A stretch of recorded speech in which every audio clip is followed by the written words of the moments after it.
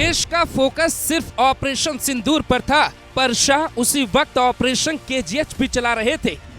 Operation का video देख उड़ जाएंगे होश, 31 दुश्मन ढेर, ऑपरेशन टीम से अस्पताल मिलने पहुंचे शाह।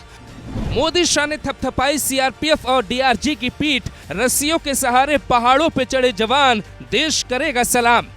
जब पूरा देश ऑपरेशन सिंदूर पे चर्चा कर रहा था, बीएसएफ और इंडियन आर्मी के शौर्य की कहानियां सुनाई जा रही थी, उसी वक्त भारत पाकिस्तान बॉर्डर से सैकड़ों किलोमीटर दूर छत्तीसगढ़ और तेलंगाना बॉर्डर पर ऑपरेशन केजीएच यानी कुर्रू गुट्टालू हिल्स पर बड़ा एक्शन चल रहा था, जिसमें छत्तीसगढ़ पुलिस की डीआरजी, कोबरा, एसटीएफ और सीआरपीएफ के जवान शामिल रहे।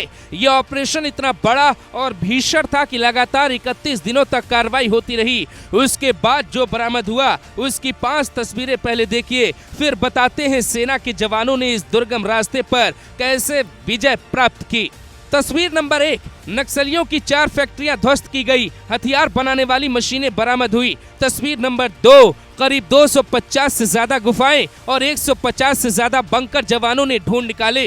तस्वीर नंबर 3, करीब 12,000 किलो अनाज यानी 2 साल का राशन और दवाइयां बरामद की गई। तस्वीर नंबर 4, कई घातक हथियार और सामान मिले जिन्हें पहाड़ों पर ही नष्ट कर दिया गया। तस्वीर नंबर 5, 21 अप्रैल से 11 मई तक चले इस ऑपरेशन में 31 नक्सली ढेर हुए, 16 महिलाएं भी शामिल थी।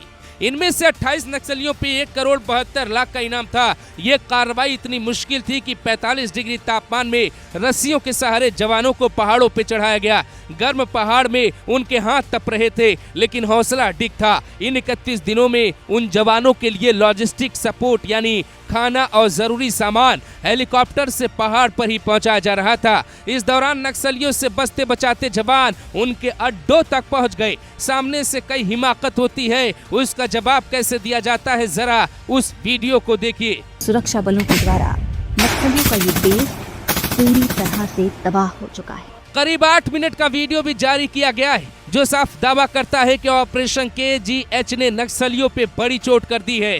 ये वो जगह थी जहां कभी भी 400 की संख्या में नक्सली जमा हो जाते थे, देश को दहलाने का प्लान बनाते और फिर अलग अलग हिस्सों में सुरक्षा बलों को निशाना बनाते। जैसे झारखंड के बुढ़वा पहाड़ पे दशकों से लाल झंडा लहरा रहा था, ठीक वैसे ही यहाँ भी दुश्मनों ने अड्डा बना रखा था। कभी भी पुलिस जाने की हिम्मत करती तो पहाड़ी से ही नक्सली हमला कर देते। इसीलिए इस बार जवानों ने फुल प्रूफ नीति अपनाई। तेलंगाना और छत्तीसगढ़ के साथ केंद्र सरकार ने मिलकर एक ऐसी रणनीति बनाई कि ऑपरेशन लॉन्च किया जाता है।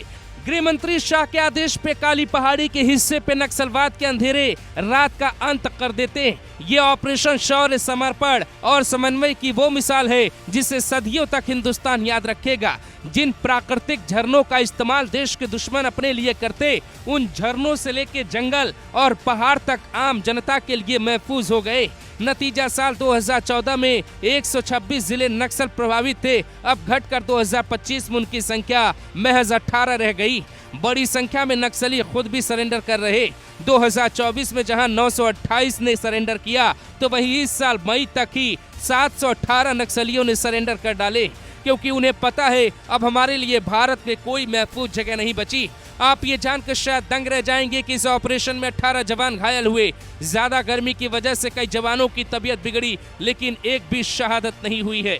घायल सैनिकों से मिलने अस्पताल में अमित शाह खुद पहुंचते हैं। तस्वीरें देख हर कोई भावुक हो जाता है। अमित शाह घायल सैनिक के माथे पर अपना हाथ रखकर दिलासा दिलाते हैं कि यहाँ पूरी छूट मिलती है दुश्मनों को मिट्टी में मिलाने के लिए, जो इनके सफल रणनीति को दिखाता भी है। जवानों की सफलता पे गृह मंत्री शाह ने ट्वीट कर बधाई दी। नक्सल मुक्त भारत के संकल्प में एक ऐतिहासिक सफलता प्राप्त करते हुए सुरक्षा बलों ने नक्सलवाद के विरुद्ध अब तक के सबसे बड़े ऑपरेशन छत्तीसगढ़ तेलंगाना सीमा के कुरगुट्टालू पहाड़ केजीएच पर 31 नक्सलियों को ढेर कर दिया। जिस पहाड़ पे कभी लाल आतंक का राज था, वह आज शान से तिरंगा लहरा रहा है। गृह मंत्री शाह के इस ट्वीट को पीएम मोदी भी रीट्वीट करते हैं और लिखते हैं, सुरक्षा बलों की सफलता बताती है नक्सलवाद के खिलाफ हमारा अभियान सही दिशा में आगे बढ़ रहा है। ये मोदी शाह के संकल्प का ही नतीजा है कि बीते कुछ सालों में ही नक्सलवाद के विरुद्ध ऑपरेशन में तेजी आई और 31 मार्च 2026 तक ही भारत नक्सल मुक्त होने जा रहा है, जिसका पूरा श्रेय अगर जाता है तो वो जवानों और उनके साथ मिलके इस ऑपरेशन को अंजाम तक पहुंचाने वाले गृह मंत्री अमित शाह को भी जाता है।